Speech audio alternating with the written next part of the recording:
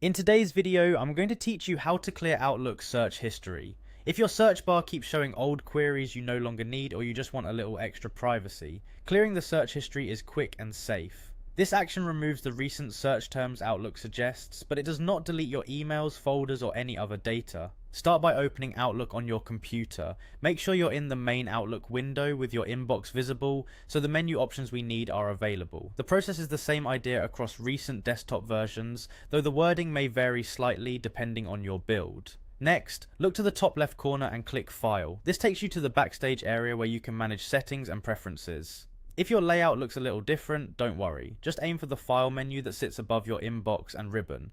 From here, go to Settings. In some Windows builds, this may be labeled Options, but it serves the same purpose. It opens the panel where you control how Outlook behaves. We're heading into General Preferences to find the privacy controls that relate to search. In the Settings window, select General, then click Privacy and Data. This section manages things like personalization and the information Outlook uses to improve your experience. Think of it as the place where Outlook stores and references your activity, including your recent searches. Now click Delete History. This specifically targets the search terms that appear as suggestions when you click into the search bar. Before you proceed, it's helpful to know that this can't be undone, but again, it only clears the list of previous searches. It does not remove messages, contacts, or rules. If you often reuse a search, you might want to note it down before clearing. A confirmation prompt will appear. Click Continue to confirm.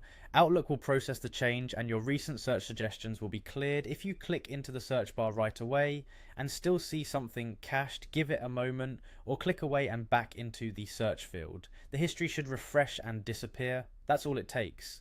You opened Outlook, went to File, Open Settings, navigated to General and then Privacy and Data, selected Delete History and confirmed with Continue.